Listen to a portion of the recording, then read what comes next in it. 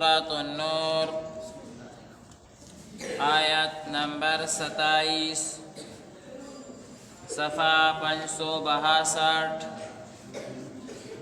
اعوذ باللہ من الشیطان الرجیم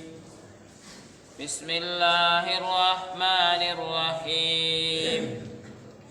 يا أيها الذين آمنوا لا تدخلوا بيوتا غير بيوتكم حتى تستأنسوا وتسلموا على أهلها ذلكم خير لكم لعلكم تذكرون فإن لم تجدوا فيها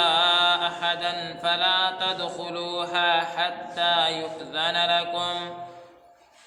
وإن قيل لكم ارجعوا فارجعوا هو أزكى لكم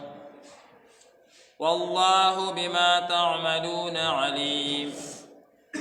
ليس عليكم جناح أن تدخلوا بيوتا غير مسكونة فيها متاع لكم والله يعلم ما تبدون وما تكتمون صدق الله العظيم بسم الله الرحمن الرحيم يا أيها الذين آمنوا اید ایمان خواندانو لا تدخلوا مداخلی گئی بیوتا کورنتا غیر بیوتکم سوا دخل کورنو حتی تستانسوا تردی چی تاسو اجازت واخلی وتسلموا او سلامو کئی علی اهلها او سیدن کو دهغی ذالکم خیر لکم دا دیر خدا تاسو پارا لعلکم تذکرون دید پارا چی تاسو نصیحت حاصل کئی فإن لم تجدو کچلی تاسو انمومی فیها احدا بدغ قرن کی حصوک فلا تدخلوها نتاسو مداخلی گئی غیتا حتی یؤذن لکم تردی چیز ازت درکڑشی تاستا وإن قیل لکم او کچلی ویلشی تاستا ارجعو جوابش شی فرجعو نوابش شی هو اسکا لکم دا زیادا پاکیزه دا تاستا پارا والله او اللہ تعالی بما تعملون باغ عملون اجتاسو کوئی علیم پویده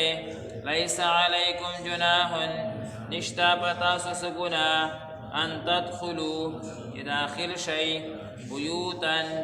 داسی کورنتا غیر مسکونت جنوسی کی سوک باغی کی فیها متاع لکم او باغی کی استاسو سامانوی والله يعلم اللہ پوہیگی ما تبدونا سچ تاسو ښکارا کوي وما تکتمون او سچ پټوي بسم الله الرحمن الرحیم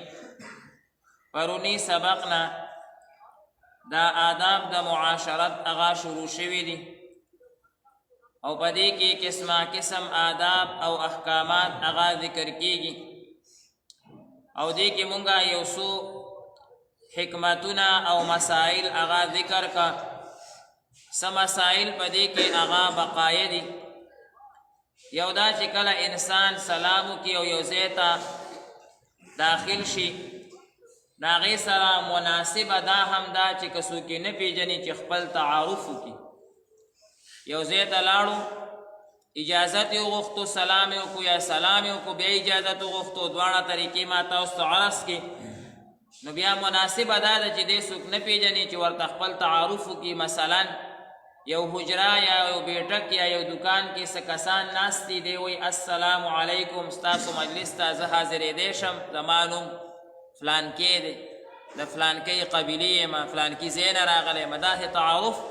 چې هغه دې وپیژني دا مناسبه خبره ده ځکه بعضې اوقاتو کې انسان هغه نه پیژني څوک نو هغه چې کوم دی نو وحشت راشي چې یاره دا څوک رالو غل رالو څوکیداري والا رالو څوک رالو نو پکار ده چې خپل تعارف